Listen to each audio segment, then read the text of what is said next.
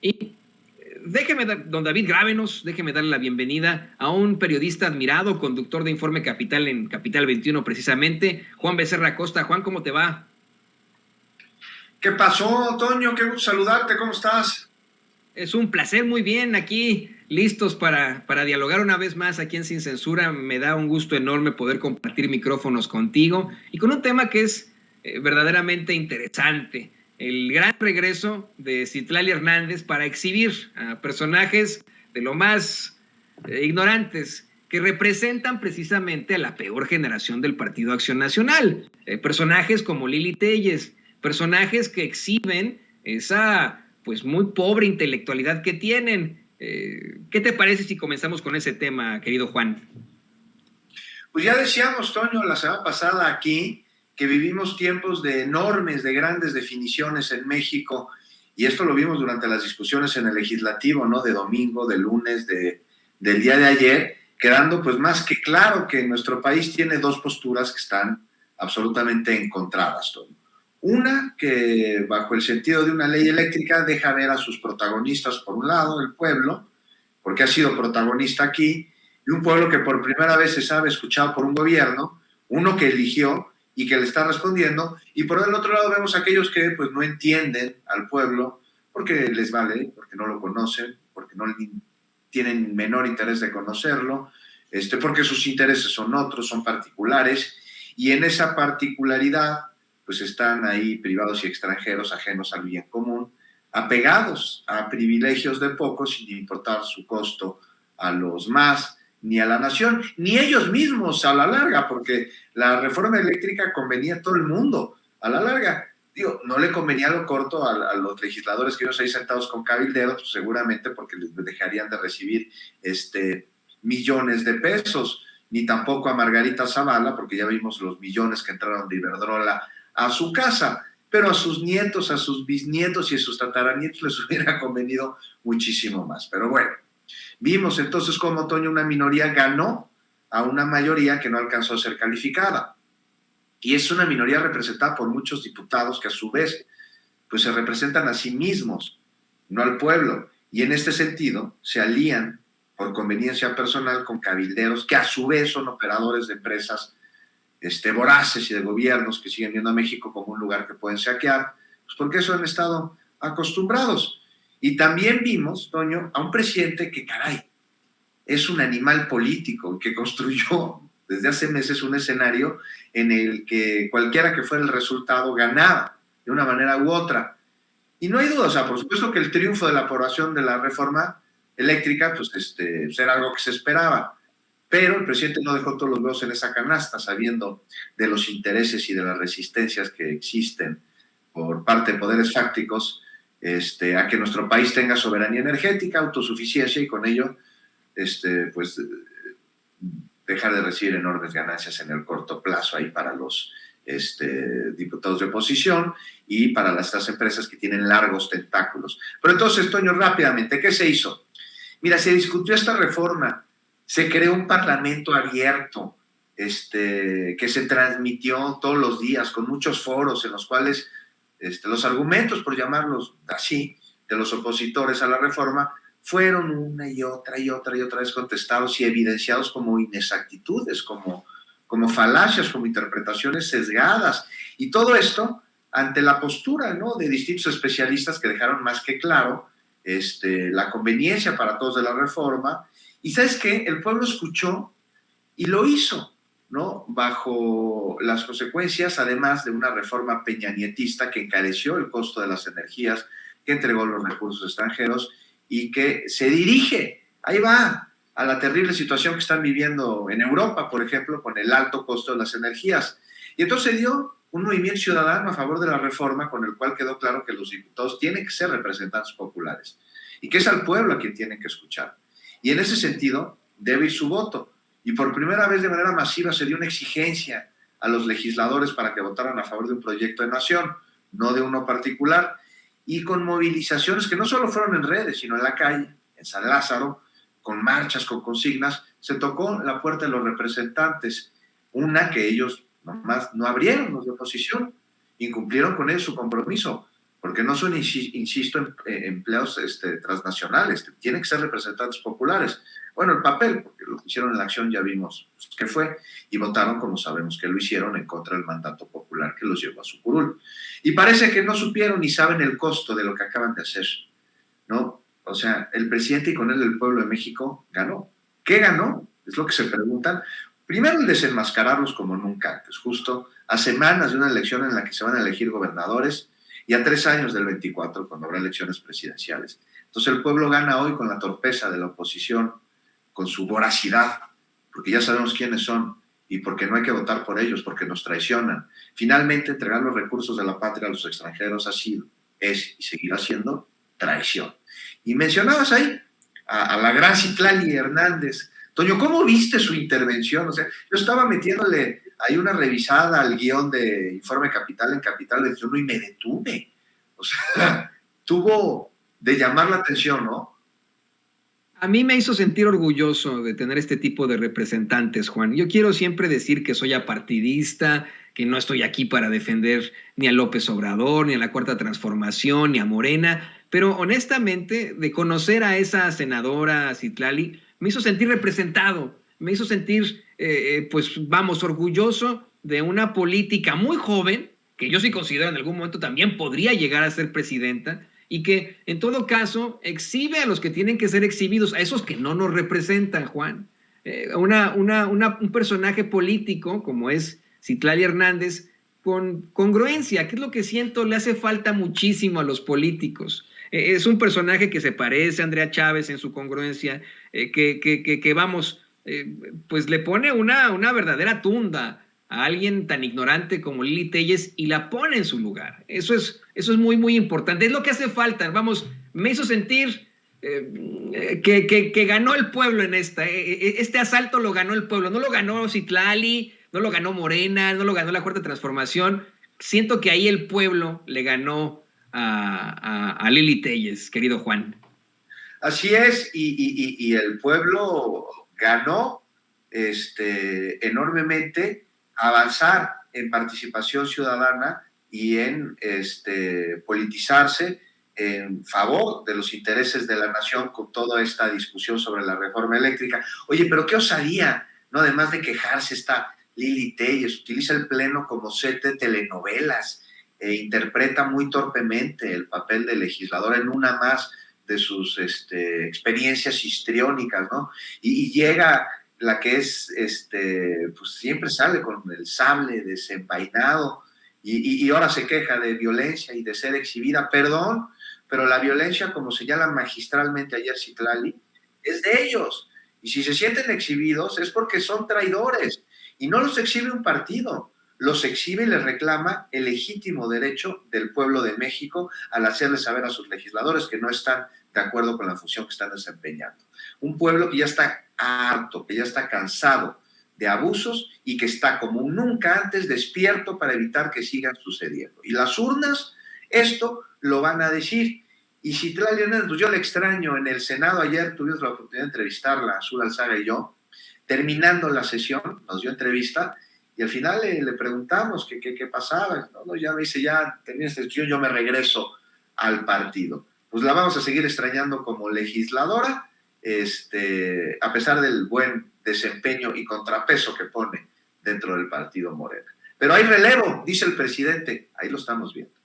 Exactamente, hay relevo, existe eso, me ponen aquí en el chat, querido Juan. Ay, Toño, tú siempre dices que no apoyas al presidente. Dije, no, yo no estoy aquí para apoyar al presidente y yo lo he apoyado con muchas cosas, estoy de acuerdo con él en muchísimas cosas, en un 80%, 90%, 100% casi, ¿no? Pero no lo que quise decir es que estoy aquí para presentarle la noticia tal cual es. Otra cosa sería apoyar, ¿no?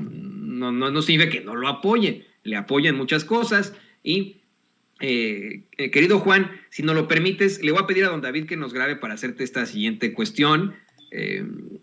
Algo que planteabas hace rato, de cómo es que le sale el tiro por la culata a la oposición, cómo es que no saben lo que hicieron, cómo al final de todas formas les gana el presidente López Obrador, queda también en la mente de muchos.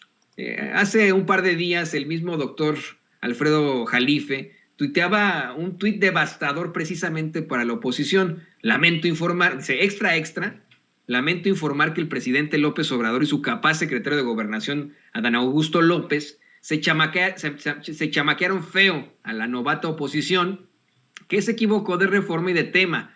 La reforma eléctrica fue una simple jugada de atracción, dice el doctor Alfredo Jalife. ¿Nos podrías ampliar un poco más sobre esta reflexión que tú tienes precisamente de cómo es que los que la regaron fueron ellos? ¿Cómo es que en todo caso se declara constitucional la ley de la industria eléctrica en la Suprema Corte de Justicia de la Nación? Ayer vuelven a darle otro paso a eso al oponerse al planteamiento del gobierno de Colima. Además, se establece como de la nación al litio en estos últimos días. Vamos, al fin y al cabo pudo haber sido una distracción y los que quedaron mal, los que cayeron, fueron los opositores que están cada vez más en la calle de la amargura. Mira, no se les puso una trampa a la oposición. O sea, había discusión de una ley que es fundamental para el desarrollo de nuestro país, que es la reforma eléctrica, que tendrá que venir de manera posterior, ya lo dijo el presidente, además adelantándose como buen jugador de ajedrez a que no iba a ser aprobada, y planteando una ley minera que no es constitucional, por lo tanto no requería de mayoría absoluta en el legislativo y que se aprobó en 2 días y que blinda a un recurso fundamental, que es el litio, que anda diciendo la oposición, es que el 27 constitucional dice que el litio ya era de los mexicanos. A ver, canijo, no su aprovechamiento, no su utilidad, no, esos verbitos que tienen ahí como para tuitear de manera bot, ya no le toma el pelo al pueblo. O sea, ¿de qué sirve que esté blindado, que el litio sea considerado a través de la ley como de los mexicanos, si su exploración, explotación, extracción, comercialización no lo es así? No, aquí de lo que se trata es de que la ley se mueve y la ley se tiene que adaptar a la realidad, y no se cambia la ley en sí misma, sino se reglamenta y se nacionaliza su explotación, no el mineral en sí. O sea, no es la ratificación de una ley que existía, es la normatividad alrededor de ella para que no se roben el litio, para que no se lo lleven, para que no lo vendan, para que no nos sigan traicionando a la patria, entregando los recursos. No, pero te digo, la ley era muy importante, no se aprobó, el presidente adelantó, blindó, quedará de manera posterior, se va a aprobar cuando se vuelva a presentar, eso sí, te lo aseguro, pero al mismo tiempo se aprovechó que la oposición, son como las jaivas.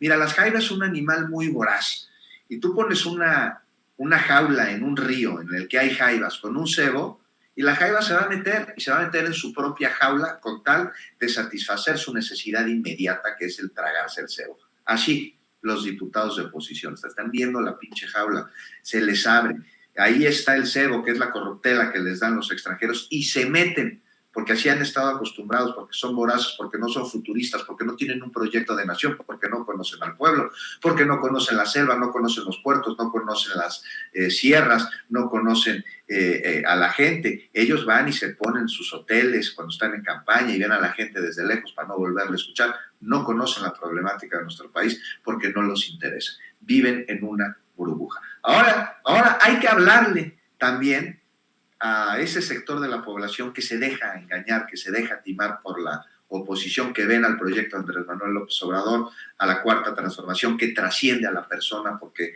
enaltece la causa, pues como algo que nos beneficia a todos, pues porque ellos no son Iberdrola, ellos no son los Calderón Zavala, son un sector de la población al que se le ha llamado fifí, que repudian al pueblo porque no se consideran como tal, y cuando uno les habla del beneficio del pueblo, pues ellos se sienten ajenos y creen que el beneficio no va a ir para ellos, sino nada más para un sector menos privilegiado que no ha tenido la oportunidad de desarrollo que ellos mismos, y pues tienen pánico porque sienten que les van a arrebatar lo que se han ganado, o lo que han heredado, o lo que tienen, y no es así.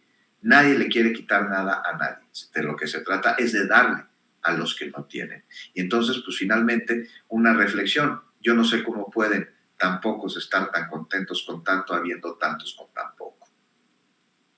En definitiva, Juan, ahí completamente de acuerdo. ¿Y qué te parece si para cerrar, y le pido a don David que nos grabe con esto, hablamos de un tema que sé eres conocedor porque, pues por tu paso por los medios de comunicación, tu gran conocimiento de los mismos como periodista. Hoy el presidente López Obrador presentó a la periodista Ana Elizabeth García Vilchis en el ¿Quién es quién? De las mentiras de la semana, y una de las mentiras planteadas pues es más bien una exhibidota que le ponen al sitio Sopitas, un sitio que se deriva de este locutor en su momento de Radioactivo 98.5, estación que desaparece, es absorbida por Grupo Imagen, y que luego se convierte también en locutor de órbita en ese entonces, para después convertirse en Reactor, y ahora, bueno, pues funda un medio de comunicación electrónico que se ha aventado varias del estilo. Hoy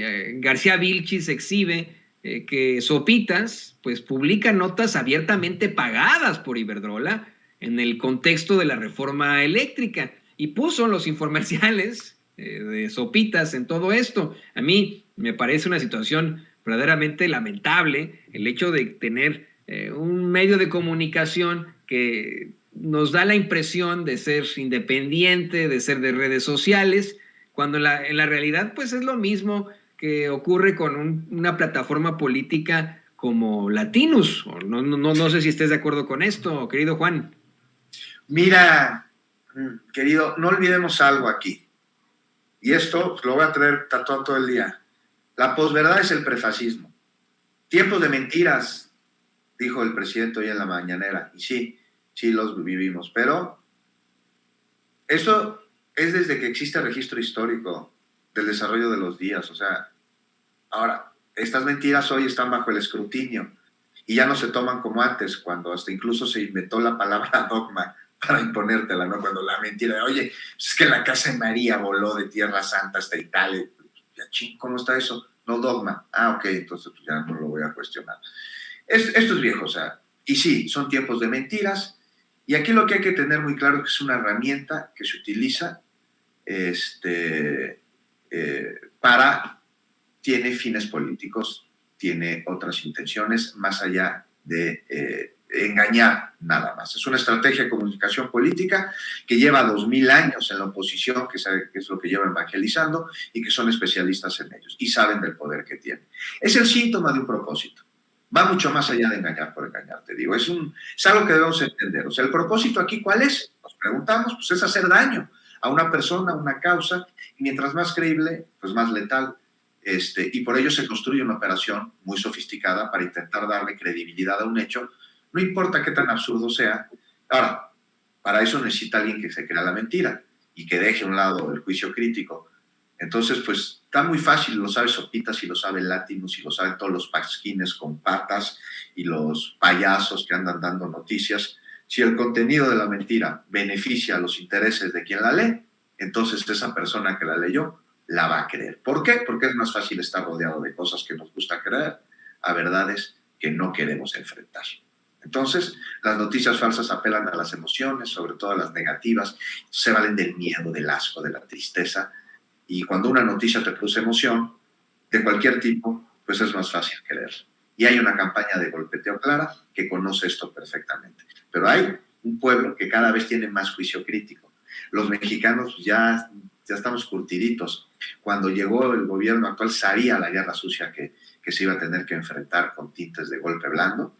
Algo que, por ejemplo, pues no tienen claro allá en el Perú, en donde el presidente Castillo vive una crisis de ingobernabilidad, en mucho, debido al embate que los medios de comunicación hegemónicos tienen todos los días en contra suyo, y a un pueblo que no ha construido este juicio crítico que tenemos los mexicanos. Entonces sí, vivimos tiempos de mentiras, pero también vivimos muchos tiempos de verdad. Hay que tener juicio crítico para determinar cuál es una y cuál es la otra, sin fanatismo, porque el fanatismo cega. Definitivamente, querido Juan, es algo que tenemos que plantearnos como sociedad, estar cada vez más pendientes de las definiciones que tenemos, precisamente apostándole a sociedades más democráticas, a un México mejor, evitando la idea del dogma, la idea del fanatismo, simple y sencillamente determinando por el bien de nosotros, de nuestras familias, de nuestro pueblo, y con eso creo que podemos aspirar a una sociedad mucho más avanzada. Querido Juan Becerra Costa, compañero conductor de Informe Capital en Capital 21. ¿Por qué no nos compartes tus redes sociales para que la gente te siga, te busque y te vea ahí en Capital 21? Pues muchas gracias, los esperamos. Azul Alzaga, con quien comparto el noticiario de la noche ahí en Capital 21, y yo en punto de las 9, y pues yo ahí dando lata en mi cuenta de Twitter, es Juan Becerra Costa. Si ponen el nombre ya les va a aparecer una foto que me regaló el gran Rubén Charbelli, que pues me veo mejor de lo que soy en realidad, pero pues por eso ahí la puse. Ahí recibo mentadas de madre y lo que ustedes gusten. Y pues querido Toño, te agradezco enormemente el espacio, es un placer charlar contigo. Salúdame a Vicente. Con mucho gusto, con mucho gusto. Yo sigo a Juan Becerra Costa, pero yo no le mando mentadas de madre. No le mande usted, por favor, tampoco mentadas de madre. Estamos muy en contacto, Juan, y pues nos vemos la próxima para compartir micrófono. Abrazo fuerte a ti y al auditorio. Abrazo a Juan Becerra, conductor de Informe Capital. No se vaya a ninguna parte.